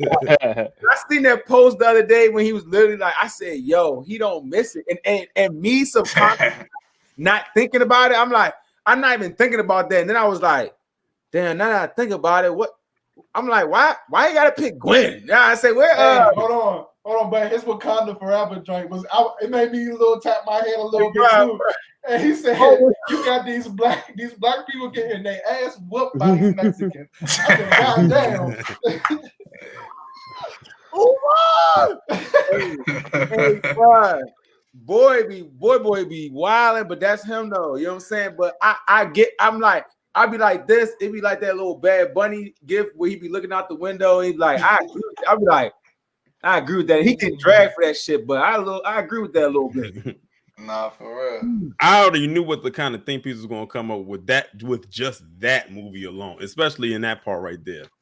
I hated Wakanda. I hated Wakanda. I really rest in peace, Chadwick, bro. He made that movie, but man, shout out to the gang. Hey, everybody, man, whoever give your spill, man, spill off what we spill, man. We spilling right now. A lot of marvelous blunts going on.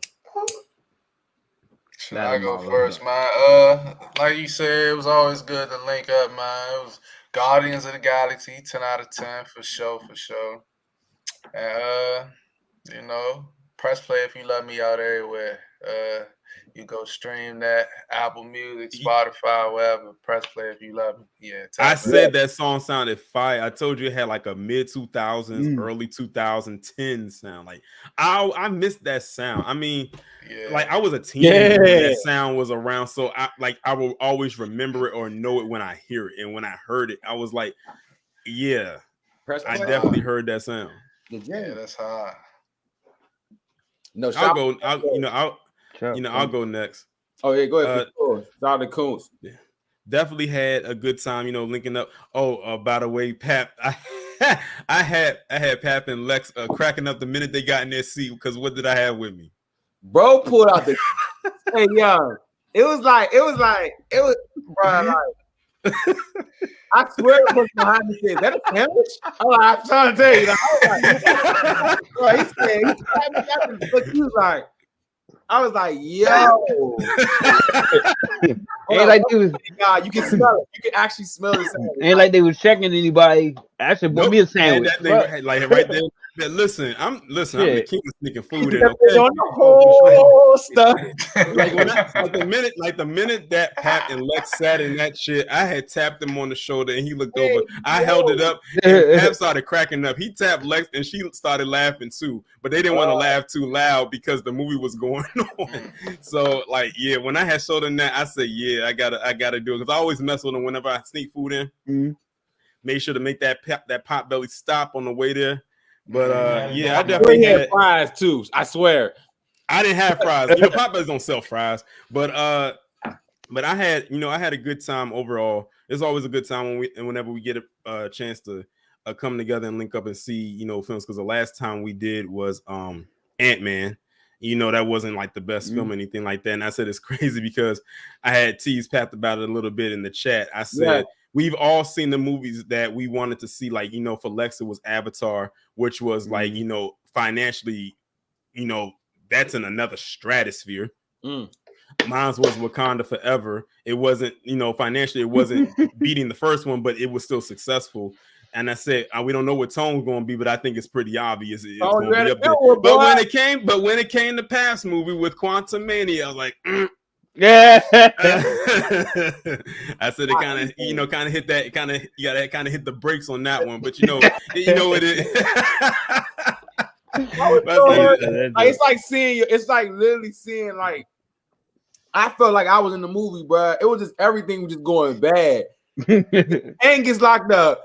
Then everybody's like, the movie's trash. It's trash. I'm like, but Kane. Then all of a sudden,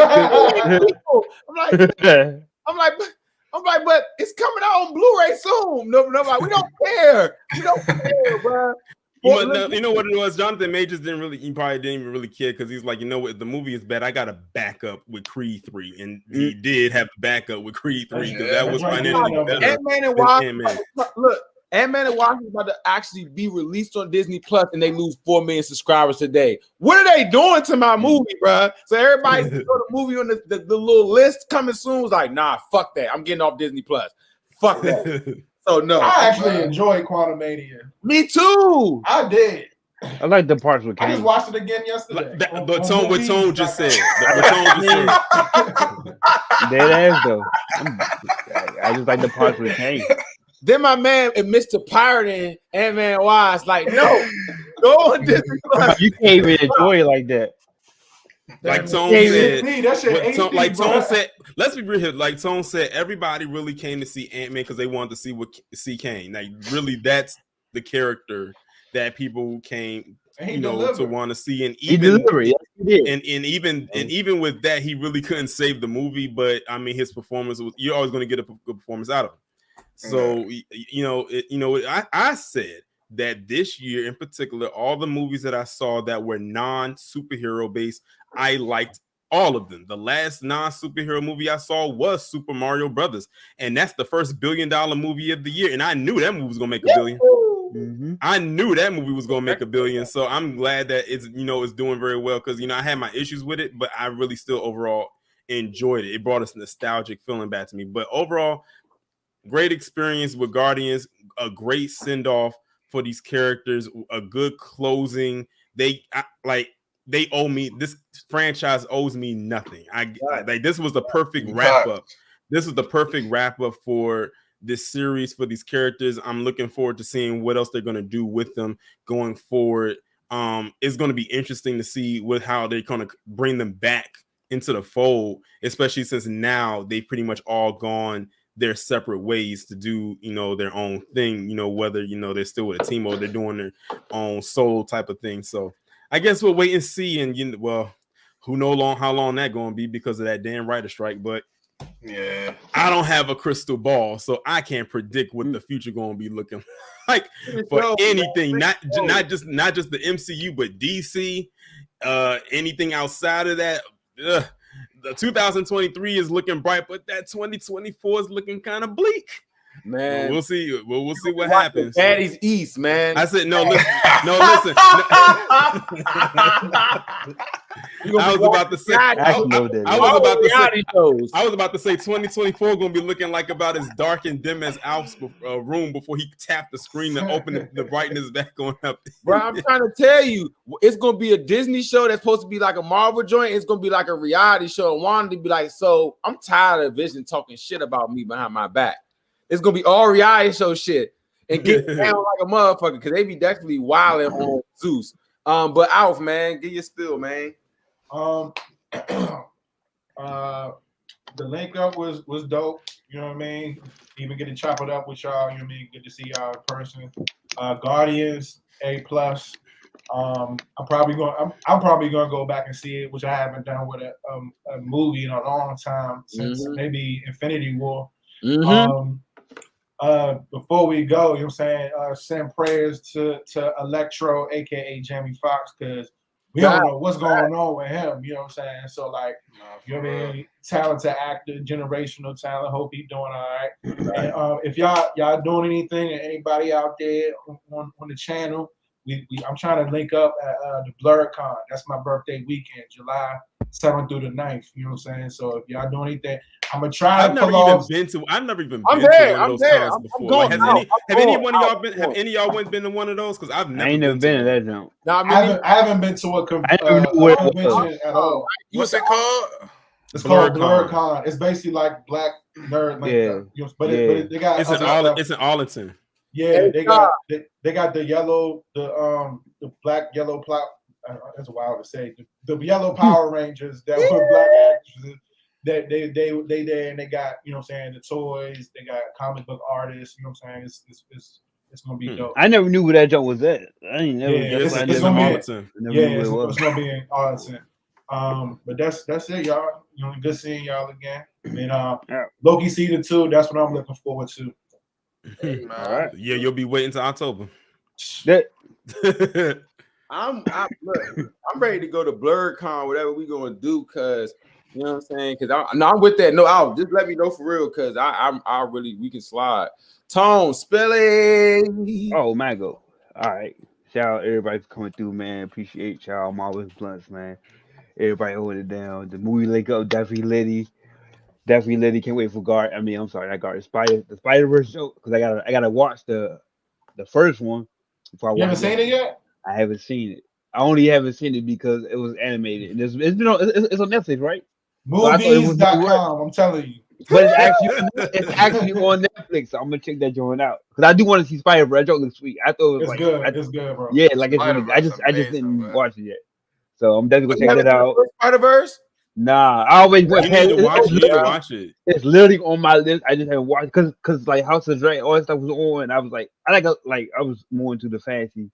I wanted to break from that jump. So real quick, my fault, y'all. I don't know if y'all seen it. I think Disney Plus is actually bringing some of the Sony stuff over there too. Right? Yeah, it is. Spider-Man's on there right now. Oh yeah. Oh, that's the Spider-Man collection on there. I was actually, and then I rewatched that jump. So yeah, Tobey Maguire don't get enough credit, but yeah, and Miles Blunt, man, check out the page, like, comment, subscribe, man. Excited for like Al said, I'm gonna try to hit the Blurred Con with them. That's July 7th I'm weekend. surprised how cheap those I'm tickets definitely are. Yeah, the tickets are pretty cheap. So Should I'm I definitely bring the gotta get a microphone out? day Do we to have get Yes. that jump. Yes. Bring the mic out, bro. Should And we be doing questions? Yes. COE, content over everything. Yes, bro. oh, I like Bring that. the mics. And this week, Mics. and then before I go this week, yeah, I got my pass, VIP pass. You go look. Motherfucking Awesome Con. Just bring mailed my shit in. Some questions together. I'm gonna Yeah. make sure we record it so we AI on Marvelous Blunts. We're gonna make sure we have content, full content. If we just go a day, I don't give a fuck. You feel what I'm saying? We're gonna make sure we get some good stuff. So shout out to Tone, man. Shout out to everybody in this. Yeah, it's gonna be lit, man. Back on the but hold on. Don't forget about them Lakers. Oh yeah. But I did. I tell everybody, eat crow. I told nobody wants to see it in a 7. Nobody wants to see it in a 7-game series. I've been saying that all year. 7-game series. Look where we at now. That's all I want to say. Thank you. My Lakers make me so happy. The Suns went off though tonight. Life has been. Yeah, they getting cooked. They getting smoked. It's been a good month. It's probably been the best month of the year. But yep, that's it. That's all I got, man. Hey, shout out to everybody. Stay safe out there, man. Best wishes, all that good stuff, man. Everybody, peace. Yeah, I was looking at like all the blur, like I was looking at the Blurred Con, so I was looking like at the list, like of the people that's going to be there. And I recognize some of these names. Like shout out for those of y'all who never heard of this actress named Cree Summer. Oh shit. She used I follow her. She follows me on Twitter, I think. Legend. She used to play this character named Freddie on A Different World. She was a light-skinned girl with the curly hair. That was her. But she has done so many voiceovers. Yeah. Like her voiceover resume, she's probably done well over 100 characters. Back. And you've heard of some of these characters. Like she has a very lengthy resume. I see she's going to be there. The actor who played Henry on The Last of Us, the little deaf boy, he's gonna be there. It's this other actor. I never heard of him before, but I was looking at his resume. He said he used to be on the show called Heroes and Lost. He said he's gonna be there. Either one of them don't. And both actresses, I believe, who played the Yellow Ranger, are going to be there. I'm goofy. I'm talking about she followed me. I'm not popping like that, but she I follow her. She no, I'm looking at this right now. She actually voiced she's the GOAT. She voiced like I said, she has a long voiceover resume. A very long resume. Yeah, she did The Kids Next Door. She did a whole bunch of joints. You ever heard of this movie called Atlantis: The Lost Empire? Yeah, that's my movie. She did the voice of Princess Kita. Yep. Oh. Yeah, that movie's underrated, by the way. It is. It's one of Disney's most underrated movies, and it's such a good movie. When I was growing up, I had the little chain, that glove, bro. I thought it was shit. You thought you was about to get into Atlantis. You're like, here's my key. Here's my key to get in. They came in the cereal box. They came in any Atlantis little toys. I'm digging in there for the. She also did the voice. She remember that show Tiny Toon Adventures. That's some back in the day shit. Yeah, like it's a show from like back in like the early 90s. She did remember the show Batman Beyond, right? Yep. Yeah, that's my shit. She did I don't remember her name, but she was Terry McGinnis's friend, the girl with the pink hair, the short pink hair. That was her. Damn, she got her little bag then. Yeah, like I said, her voiceover credits are. Hey, real quick shout out before we go, because I'm gonna get my spiel. Go Boat is out now. New song coming this month. Rush Hour Flow is coming on 26. That's an exclusive. You dig what I'm saying? Pap Diesel coming soon. You dig what I'm saying? I know one thing. Shout out to the gang. We had a really live great link up, man. I appreciate you guys. Appreciate Lex for coming too. And man, we really had a great time, man. Not only was it a great time, it was a great movie. You know what I'm saying? Yeah. That's always a great thing when you can come out for a great movie. So shout out to them. Shout out all the guys. Follow everybody, you know what I'm saying? Definitely follow Pat Brady, you know what I'm saying? Follow Marvelous Bluntz, smash that subscribe button. But shout out to heroesandvillains.com. I have been shopping there. So I've got some more stuff from them. I might have to crack out for BirdCon. You feel what I'm saying? We got the hella tea. You feel what I'm saying? We got the hella tea. We got the hella tea. This the big dog hella. You know what I'm saying? Shout out to heroesandvillains.com. Run it up. Sponsored Marvelous. The Riddler joint. Riddler shirt. You dig from the Batman. Go ahead. We get some good little summer sleeve shirts that look sweet. You feel what I'm saying? With with some superhero stuff. You feel what I'm saying? Look sweet. I got a whole fit from Heroes and Villains. We got my boy. You feel me? Spidey. I might have to pull this out for the multiverse with the. I was getting ready to ask, is that what you gonna wear? Come on, man. And the ones with the multiverse ones, but it got the little, you know how like in this one, you got the little like the animation, how it looks in the film, like the comic book dots. The back of the shoe is like, that's you got to think too. And I'm not. And the thing is, I'm not even a gamer, but I know that they coming out with that Spider-Man 2. Yes, I can't wait. In a couple months, that's gonna have Peter Parker, Miles Morales, and Venom in it. I'm gonna rent a PlayStation 5 and just give it back. What? Nah, for sure, man. But no, we gonna definitely link, man. And we just gotta figure out. We'll figure out all the details with it. So if y'all haven't, man, like we said, man, go ahead and subscribe to Marvelous Bluntz. Shout out to the game. Draft House on Pat. Draft House. When we go see Spider-Verse, you should do it at Draft House. That's a joint you can eat at, right? Yeah, that's the one. Yeah, that's why I saw Creed 3 at. You talking about the Alamo jump? The Alamo Draft House. Yeah, I bet that jump. I'll say the same thing too. You get drunk in that jump, no fun. You can drink, you can eat in there for sure. Okay. That chicken Caesar salad was fire. Like I'll always compliment that chicken Caesar salad. We gonna get the first vlog with the fancy eats. Okay, it's okay. We playing for real. I'm good with that. I'm fine with that. Y'all know I'm with that. You know what I'm saying? Drinking. I need a spider drink. I need to turn the spider. I was open a spider when I was young, just with bite. Now listen, you won't see me sneak the pot bellies in here, okay? The bag gonna be in. We got this time.